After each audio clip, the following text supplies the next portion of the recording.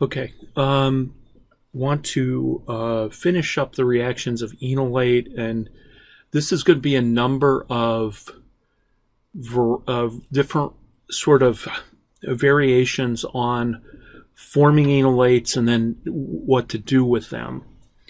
So just to go back and remember that if we take a ketone, or in this case we'll use an aldehyde, if I treat that aldehyde in the presence of alcohol and hydroxide, the alcohol and the hydroxide is basically going to form in an equilibrium the alkoxide. The alkoxide is then going to deprotonate the alpha hydrogen on an aldehyde or a ketone, and we're going to make this simple and use a symmetrical.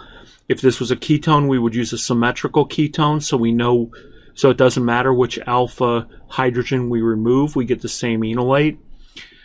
In this case, I'm going to use an aldehyde, but the problem is that that is an equilibrium deprotonation, so that while I form my enolate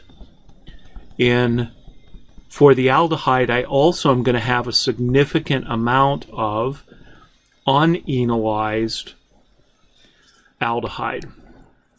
And so with the unenolized aldehyde, it's going to react then with the enolate. And so the enolate's going to react as if it was basically a very large R- group, like a Grignard or again a lithium. So this minus charge is going to come over and attack the carbonyl, and I'm going to end up with I usually will write the carbonyl group on top, and then down below we will have the CH group attached to the C double bond H, and then on the other side the R. So if this is carbon 1 and 2, again, sometimes when I start out, I like to label the carbons so I know where I'm at. This is going to be carbon 1 and 2, and then this is going to be carbon 4 and 3, and you can label these any way you want, but it's just to keep track of it. Then once I form that alkoxide is probably going to react with either the alcohol or the water, and it's going to go ahead and deprotonate that so that I form the OH group. And then what I'm going to do now is I'm going to write carbon 4 over here with the R group, and then with the aldehyde that was unenolized over there. So again, this is carbon 3, 4, 1, and 2 in the end.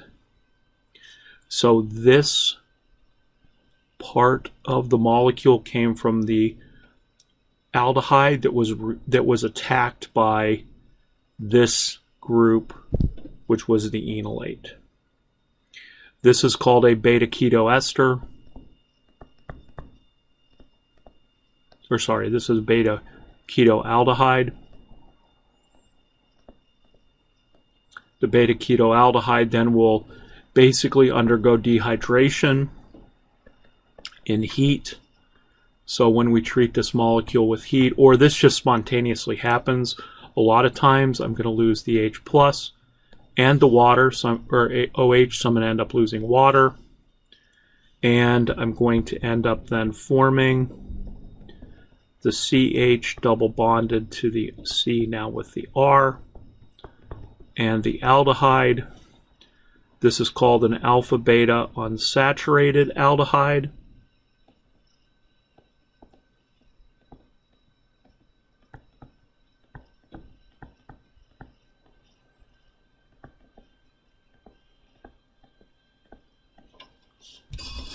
And that is ultimately, that is what is called an aldol condensation reaction. So, how about a beta hydroxy aldehyde?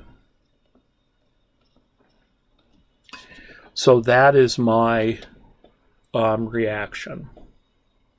Now, this is basically what would be called a self-Aldol condensation, as I talked about last time, because aldol condensation means that we're reacting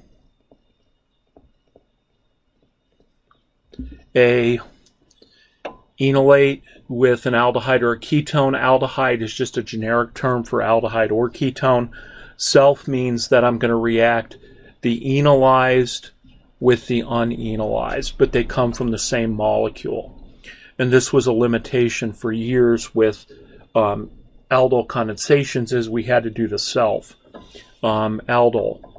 And in the last lecture, I talked about all the different possibilities that we would end up with if we had unsymmetrical ketones reacting with each other. So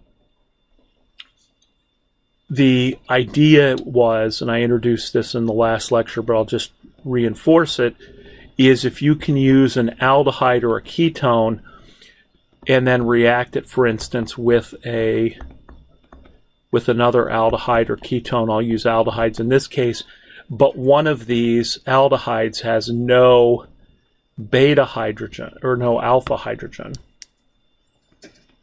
then what we end up with is we end up only forming, when I react this with the alkoxide, I'm going to end up with this enolate,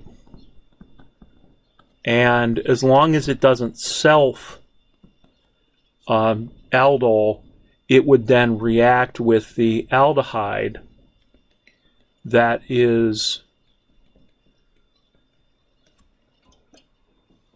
doesn't have a chance to form an enolate because it doesn't have any alpha hydrogens.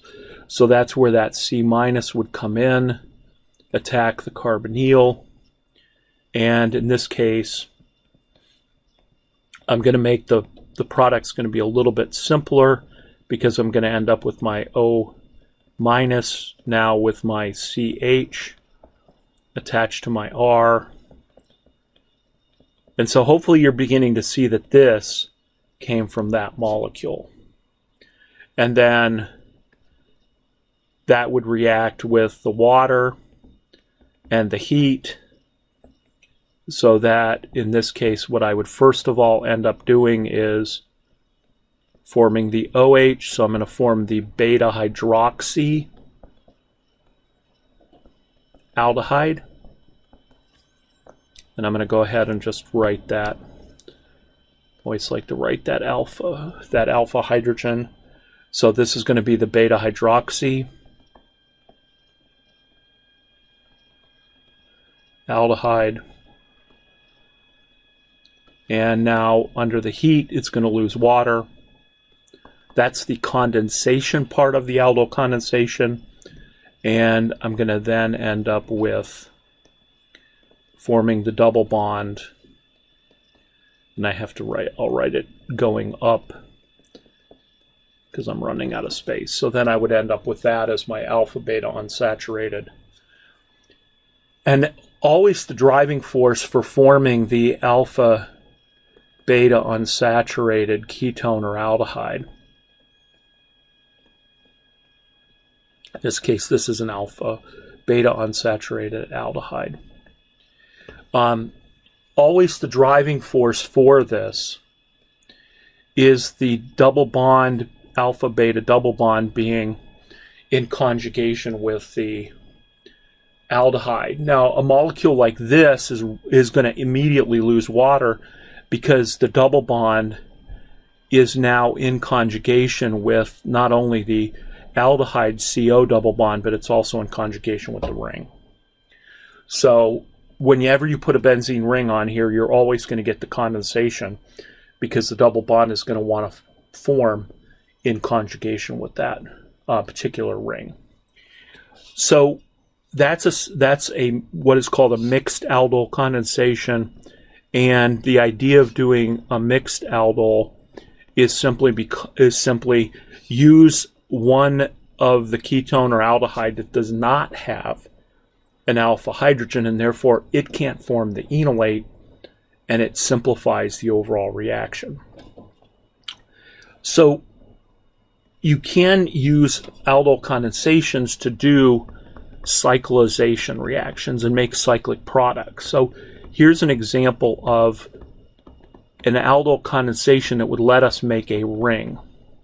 And numbering the carbons in this case is going to be really helpful in terms of writing the final product. So if I treat this dialdehyde with a mixture of alcohol and hydroxide, and again, that's going to form the alkoxide.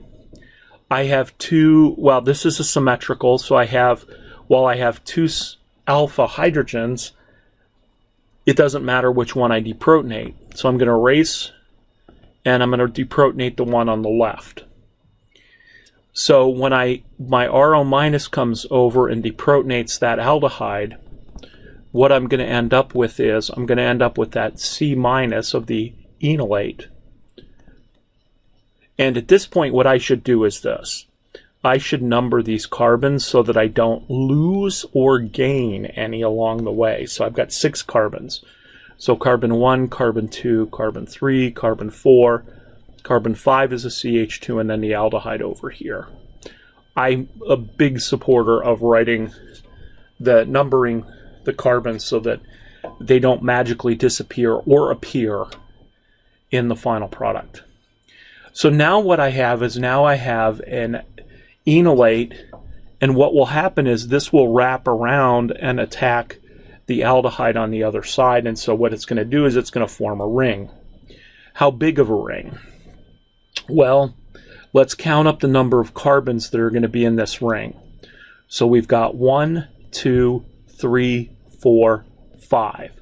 So I'm going to end up forming a 5-membered ring. That's another advantage of numbering. And I can choose any I want as carbons. I'm going to form a carbon 2, carbon 6 bond. So let's call this one, just for the sake of argument, carbon 2, carbon, and carbon 6. What's attached to carbon 2? The C double bond O, the aldehyde, and a hydrogen. What's attached to carbon 6? Carbon 6 was over here the ketone, or the aldehyde, so it's now going to form the OH. So I'm going to combine the O minus reacting with the alcohol or water, and now carbon 5 is a CH2, carbon 4 is a CH2, carbon 3 is a CH2, and then I'm back to carbon 2, and then also carbon 1 then was the aldehyde.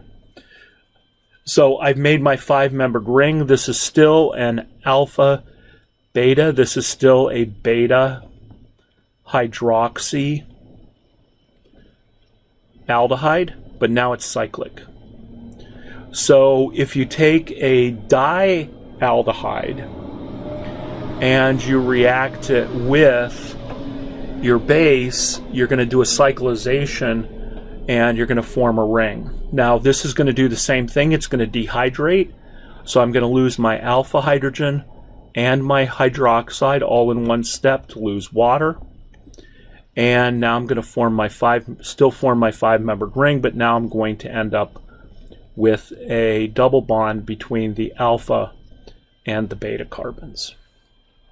So I still form an alpha-beta unsaturated aldehyde. So you can do aldol condensations to form an intramolecular reaction. Remember, intramolecular just means within the same molecule. And what I'm going to do is, this is basically a cyclic aldol condensation.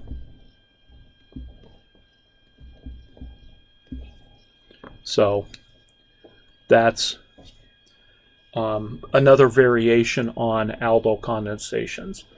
How will you know when you have a cyclic aldol condensation? Because you'll have a molecule that has 2 aldehydes or 2 ketones in this only one molecule, so there won't be 2 separate ones.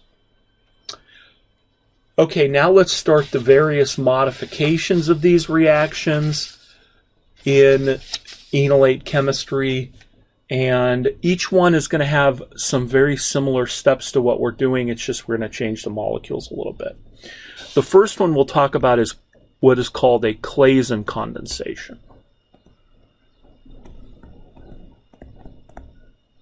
So in a Claisen condensation, what I'm going to do is I'm going to now use an ester in my reaction.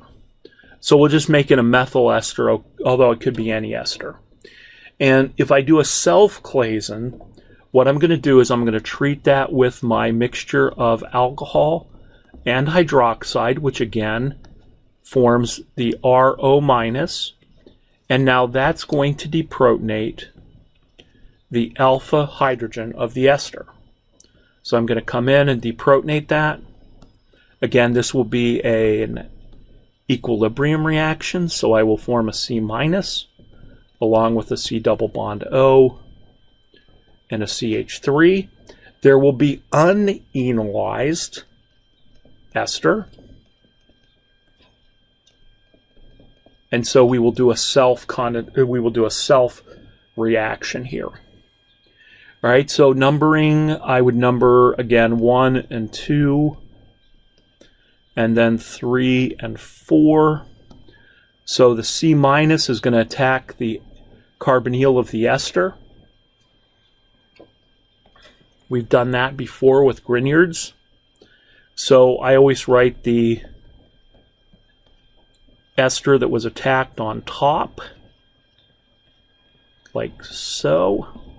And then I will have the CH with the R group here, and then the C double bond O, OCH3 here. So if you're keeping track of carbons, this was carbon 1, that was carbon 2, this is carbon 4, and this is carbon 3. Again, if that numbering scheme doesn't make any sense to you, use your own. Color code it, whatever you need to do. Okay, so now what I've done is I've basically done the same reaction that I did with an enolate of an aldehyde or a ketone, except I now make this O-. And let me just go into slideshow mode here so I can use my laser pointer. So I've now made an O-. Now once I make this O-, remember O- is whenever you do a Grignard or you attack a nucleophile and a nucleophile attacks a carbonyl, this O- would love to bring its pair of electrons back down and form the carbon-oxygen double bond. It can only do that if we have something that will leave. Well, because I'm using an ester, I have something that will leave, namely the OCH3 group. And so now what's going to happen is I'm going to reform the carbonyl, so I lost the methoxide. And now that carbonyl, which is carbon 1, in my numbering scheme is going to be attached to the CH, which is attached to the R, that's carbon 4. The carbonyl here, and the OCH3. And this is carbon 3. So what I just made was, I just made what is now called a beta keto ester. Why? Because there's a ketone at the beta carbon relative to the ester. Now you could stop here at the beta keto ester part. And that would be fine. And sometimes we do that, but oftentimes what we now are going to do is we're going to treat that beta keto ester with H plus H2O and heat. All right, so let's take this a step at a time here. First of all, when I react an ester with H plus H2O, what kind of reaction am I doing? If you said hydrolysis, you're correct. So the first thing I'm going to do is I'm going to do hydrolysis on the ester. Okay, so that's just going to change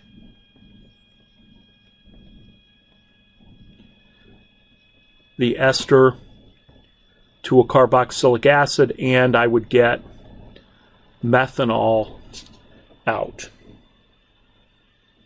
So now what I've made is basically a beta keto carboxylic acid.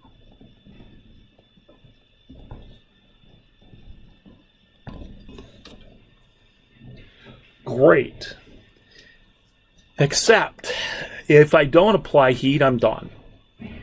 If I do apply heat, something is going to happen, and it's called a decarboxylation reaction. So let me go to the next slide here, and we'll talk about what happens if you apply heat. So I'm going to go to the next slide. I'm going to hopefully remember that I can write that molecule out.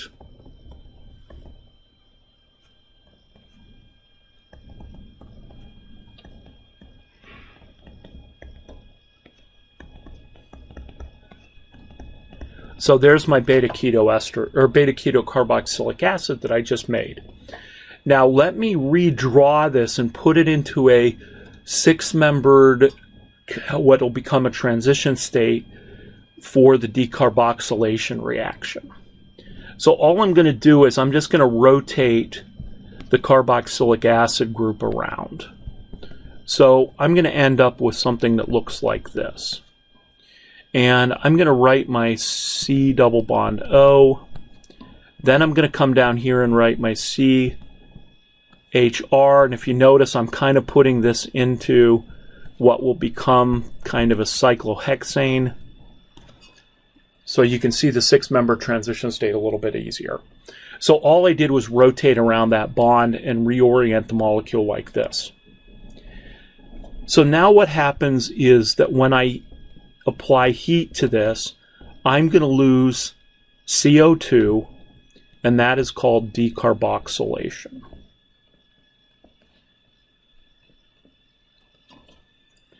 So in a decarboxylation reaction, here's how the electrons are going to move.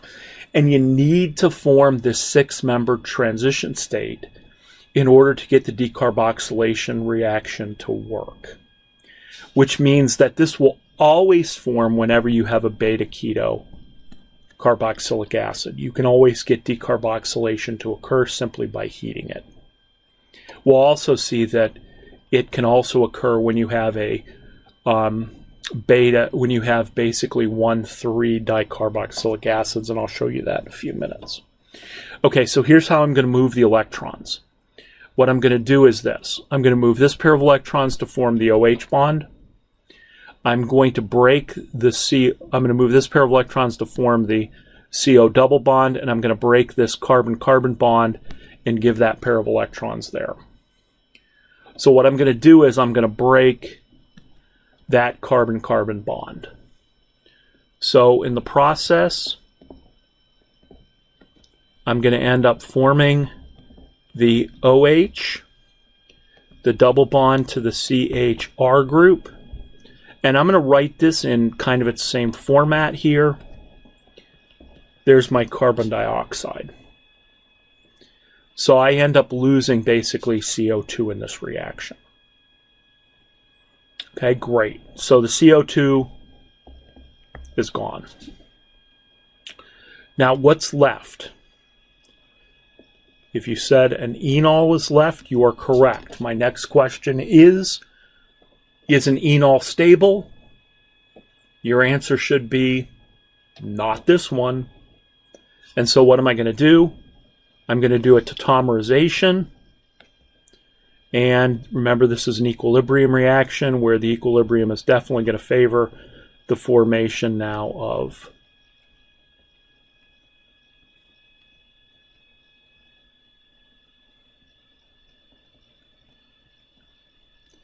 the ketone.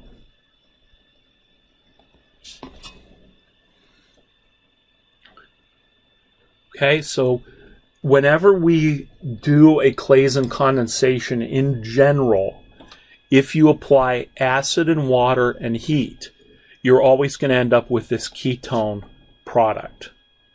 Now, remember what I did here. What I did was I started with 2 molecules of ester. and I started with a methyl ester, it doesn't matter what that group is because it's gone. So what I ended up doing was taking 2 of those molecules and reacting them together into Claisen condensation to basically give me a ketone where now both groups around the carbonyl are the same, so I'm basically going to make a symmetrical ketone, or a symmetric ketone.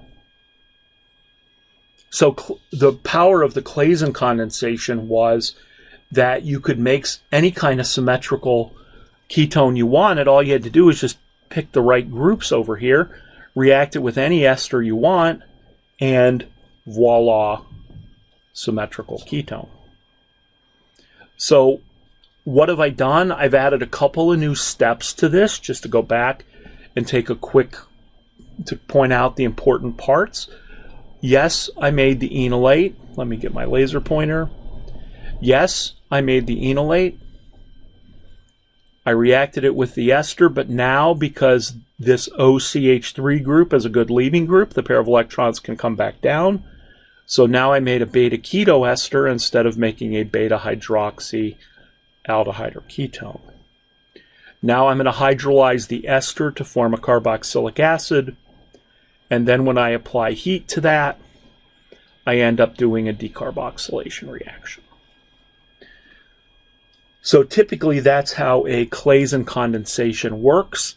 Again, the net result is for Claisen that you take 2 esters and the non-ester part of the, or the non-alcohol part of the ester, you basically make a symmetrical ketone with both of those groups. Okay, so that's how we do it. That's the Claisen condensation. All right, I had a couple steps with the decarboxylation. That's not the first time we're going to see decarboxylation reactions. And I would just say that people who write standardized exams like the ACS exam, they love decarboxylation reactions. I mean, they're fixated with them for some reason that I don't quite understand. Now, let's do what is called a Diekmann condensation.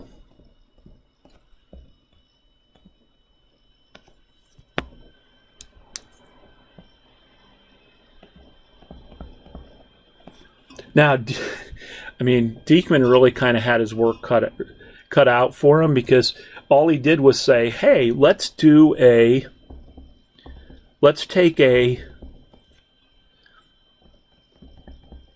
diester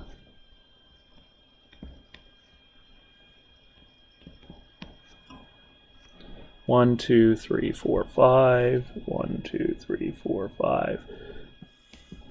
Let's take a diester here, and now let's do basically a Claisen condensation to make a ring.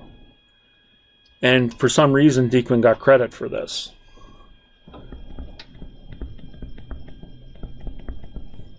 Again, we're going to treat this reaction with alcohol hydroxide, so the RO- is going to deprotonate one of the 2 alpha carbons.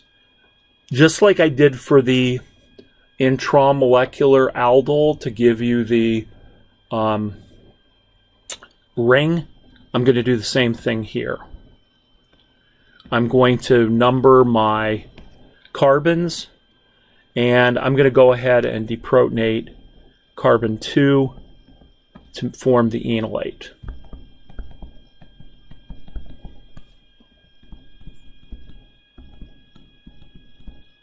And then it's always helpful to number, so again, I don't lose or gain any carbons along the way.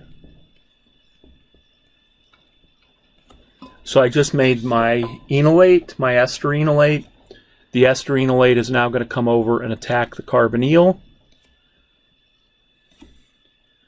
Now, what kind of ring am I going to make? This is carbon 6, so I'm going to make a 1, 2, 3, 4, 5 membered ring again. And I'm going to form a bond between carbons 2 and 6. So again, I'm going to do what I did before. This is carbon 2, this is carbon 6. What's attached to carbon 6? That becomes the O minus, now with the OR group attached to it. And carbon 2 then has the C double bond O OR group. And then basically everything else is CH2s. Now what's going to happen? The O minus is going to bring its pair of electrons back down and kick off the OR group. So I'm going to lose an OR minus on this, just like I did in Claisen condensation. I'm going to end up here with my C double bond O OR. And now I'm going to end up with the same beta keto ester.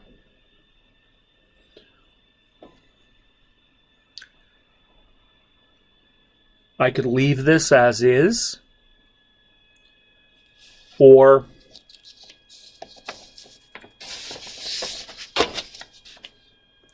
I could attempt to try and do a decarboxylation on this, except one of the problems is when you form a ring like this, you can't form a 6-membered ring transition state. And so therefore, I can't actually cleave this. I can't lose carbon dioxide off of this molecule. Or can I? Let's see. So I could still treat this with H plus H2O.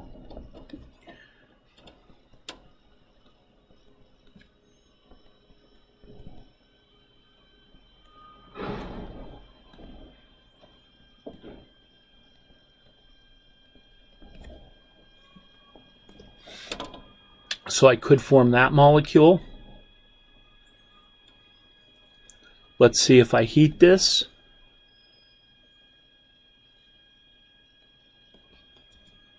What would happen? A pair of electrons would go here. This pair of electrons would move here. This pair of electrons would move there. So I'm still forming a 6-membered ring, and I just didn't write it very well, so that I'm going to end up losing the CO2. And so what am I going to end up with? I'm going to end up with the O attached to the H, and now I'm going to end up with a double bond there.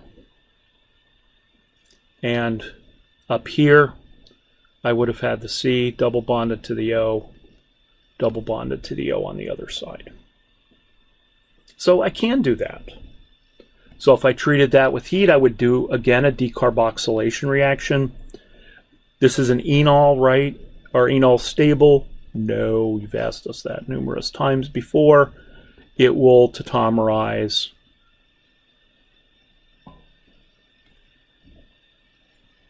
It will tautomerize back to the ketone. So this would be a really great way to make a cyclopentanone. And making cyclic ketones is, this was a very good way of making it before we had other methods to do that. So you can do decarboxylation, doing this sort of Claisen condensation on a ring.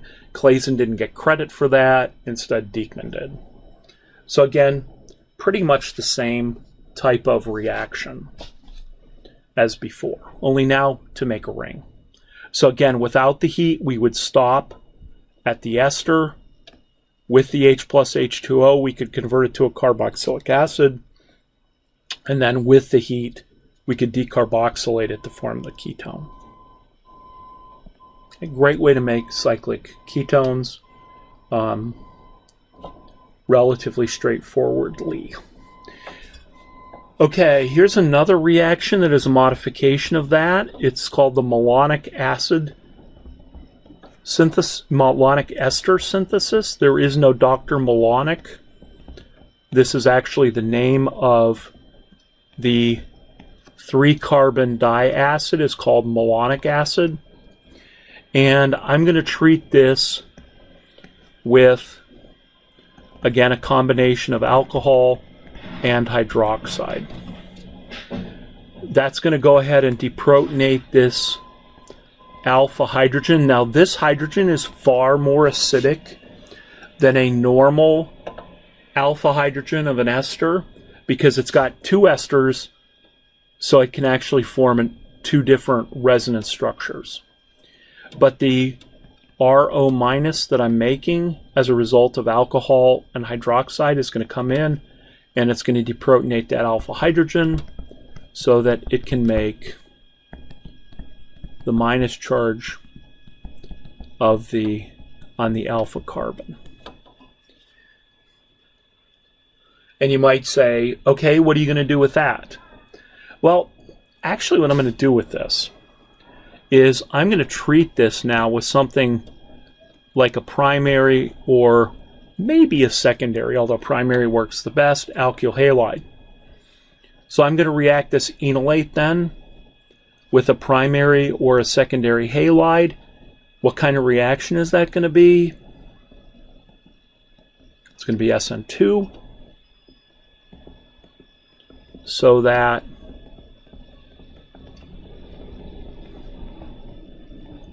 over here, I'm going to end up just simply displacing the bromine. So I'm going to, say it with me, I'm going to alkylate the alpha carbon. So I just alkylated the alpha carbon. All right, do we stop there? No. What I'm going to do is now I'm going to treat this with acid and water. I'm going to treat this diester with acid and water. What's going to happen next? A hydrolysis reaction. So I'm going to convert each of those esters into a carboxylic acid.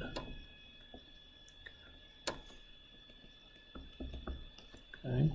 So I now just did hydrolysis on the esters. Okay, so now what I have is I have a carbonyl group beta, well, to each of the other carboxylic acids. And so I'm going to apply heat to this. And when I apply heat to this, what do you think is going to happen? Decarboxylation. So I'm going to lose CO2. Let's reorient the molecule, and I'll lose the group on the right. So let me just set up. I'm just going to rotate around that bond so that I put the OH group up here and the carbonyl group off to the right. I have a perfect 6-member ring transition state again. So under the presence of the heat, it's going to do that. And I'm going to scission that bond. So this part of the molecule I'm going to lose is CO2.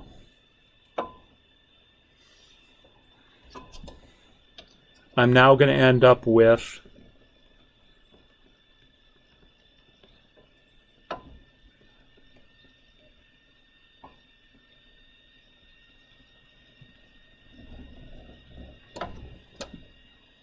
that, which is a really weird looking enol. Sure isn't going to be very stable. So what it's going to do is it's going to undergo hydrolysis. Sorry, it's going to undergo tautomerization.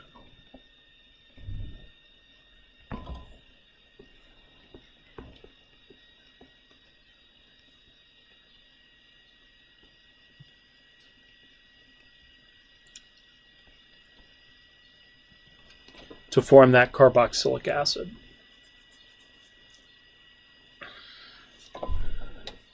Okay, so now let's take a step back. Take a breath. Why this malonic acid, this malonic ester synthesis, as it's called, what's the purpose? Well, here's the purpose. Where did this ethyl group come from? It came from the group that I decided to alkylate the original malonic ester with. So basically what I'm doing is I'm taking this part of the molecule and I'm alkylating it, and then I'm converting the ester to the carboxylic acid. This was a great synthesis of straight-chained carboxylic acids, since you really want this ester to be, or since you really want this alkyl group to be, since you really want this alkyl group to end up being a primary group. So this is a great way to make a straight-chained carboxylic acid. And it's fairly straightforward. You just start with the malonic ester, deprotonate it, alkylate it, decarboxylate it, alkylate it, hydrolyze it, decarboxylate it, and then that will give you the straight-chain carboxylic acid.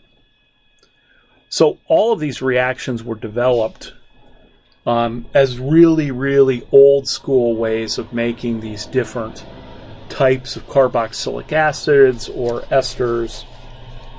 Really great methods to be able to do that. Okay, so now let's talk a little bit about alpha-beta unsaturated ketones and aldehydes. So remember that an alpha-beta unsaturated ketone or aldehyde is something that we can end up making from aldol condensation reactions. And once I make an alpha-beta unsaturated aldehyde or ketone, there's many reactions I could do. I could probably add HBr to this and add an HBr across the double bond. I could hydrogenate it. All the different reactions of double bonds that we've seen in the past. But we're going to focus on two here, and that is that we're going to react this alpha-beta unsaturated aldehyde with either an organolithium or a Grignard reagent, or we can react it with our friend the lithium cuprate. And what's going to happen is that depending on the reagent, that R- group is going to end up attacking either the carbonyl or the beta carbon. If we use a Grignard or an organolithium reagent, this is a much stronger nucleophile than the Grignard, which is a little, or than the cuprate, which is a little bit milder. So what happens is the lithium cuprate adds to the beta carbon, and the organolithium or Grignard reagent adds to the carbonyl. And so I can end up with two different products depending on which R- group I use, which says that the counterion to the R- plays a big role. But that's a whole class unto itself. So what will happen is that if I treat this with a Grignard or an organolithium compound, then simply that R- will add to the carbonyl, and I will end up with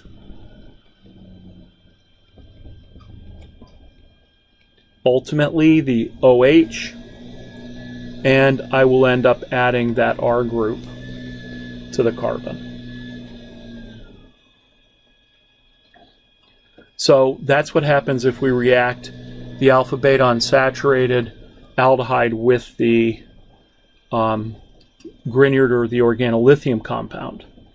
Now, with a lithium cuprate, it's going to add to the beta carbon. So let me explain exactly what happens in that reaction. So I'm going to treat this as an R minus. And what's going to happen is that R minus is going to come in and attack this carbon.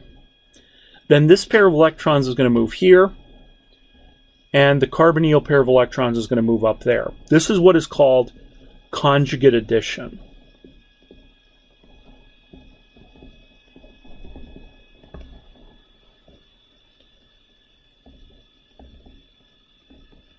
So my R group that I just added ends up there. I end up with a double bond here, an O minus, and an H.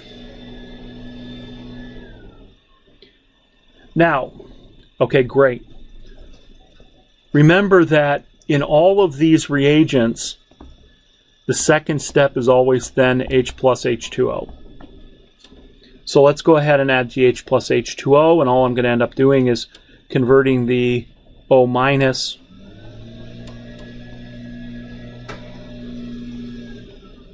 to this.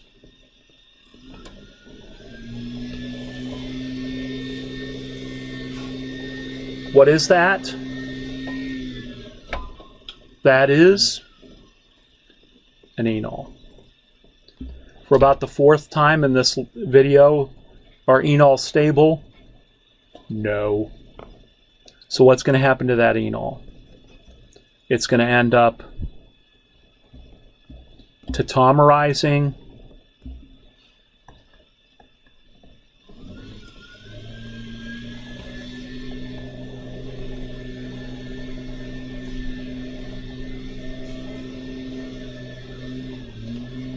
and I'm going to end up forming the aldehyde.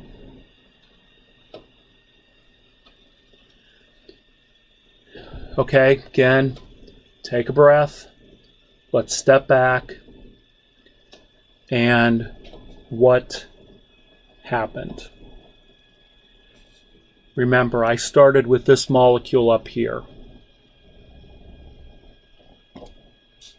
When I used the lithium cuprate, what did I end up doing? I basically ended up alkylating the beta carbon. Not the alpha carbon, because I knew how to do that. Now I ended up alkylating the beta carbon. So if I start with an aldehyde or a ketone, I know how to alkylate the alpha carbon. I now know how to alkylate the beta carbon. I alkylate the beta carbon using conjugate addition. Okay, so again, a couple things in this reaction. Number one, the stronger nucleophile, which is the Grignard or the organolithium, reacts with the carbonyl. The lithium cuprate is milder. It adds to the beta carbon and ends up alkylating there. Now, I think this is the last reaction we're going to do, and it is called Michael addition.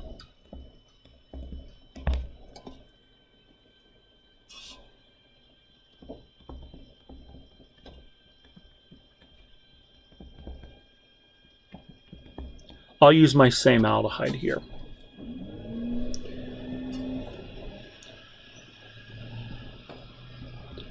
Guess what else is kind of a milder reagent that under these conditions will attack the beta carbon? Enolates. So what I think it was Arthur Michael came up with was the idea that if I take an enolate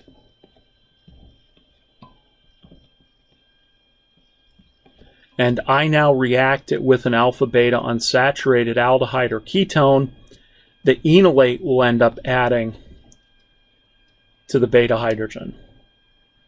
So it will do conjugate addition.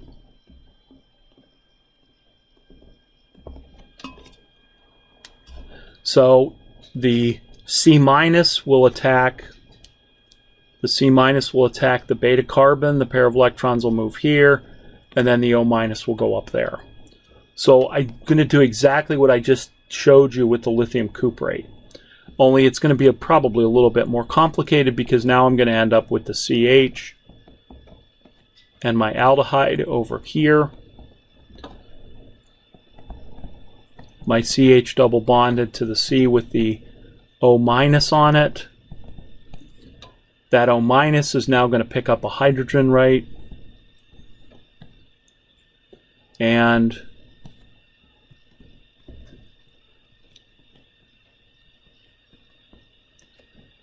let me go ahead and rewrite the aldehyde over here so you can see this is the enolate. I'm now going to form my enol, and my enol is going to tautomerize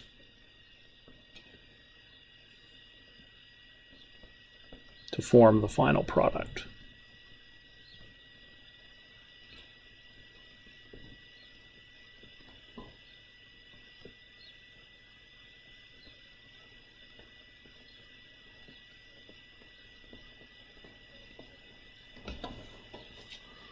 And if I want to rewrite this structure kind of in a line or in a linear fashion so we can see what happened,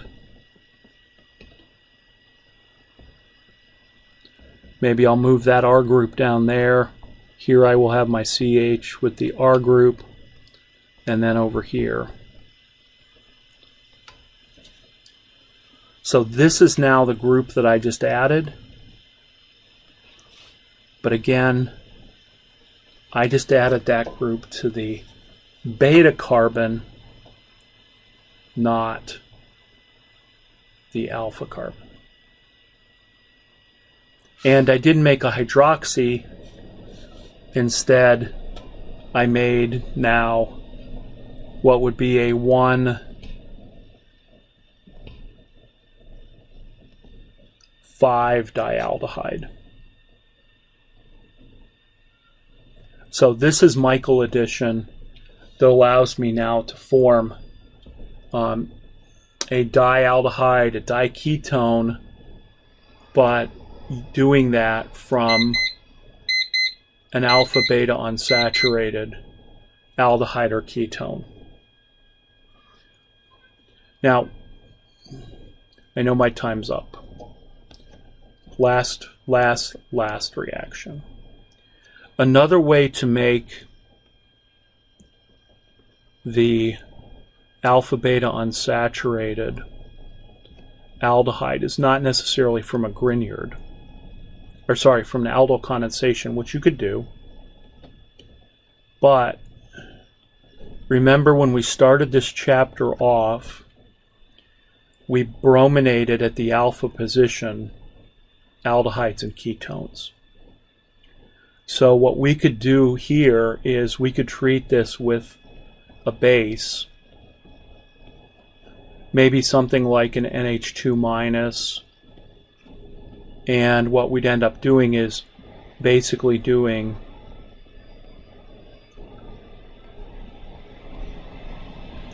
an E2 elimination to form our alpha-beta unsaturated aldehyde. And where did that alpha-beta unsaturated aldehyde come from? It came from forming the enolate and reacting it with Br2. So remember, this is an alpha bromo aldehyde in this case. So the alpha-beta unsaturated aldehyde or ketone doesn't have to come from an aldol condensation. It could very easily just come from brominating at the alpha position. Okay. So I know in the book they talk about Robinson annulation. I'm gonna skip that. That's much more complex than I think at this point. I think at this point we're going to call it a day. So that's going to end chapter 26 of Top Hat, and all of the reactions that we've learned about for the entire year. Yay.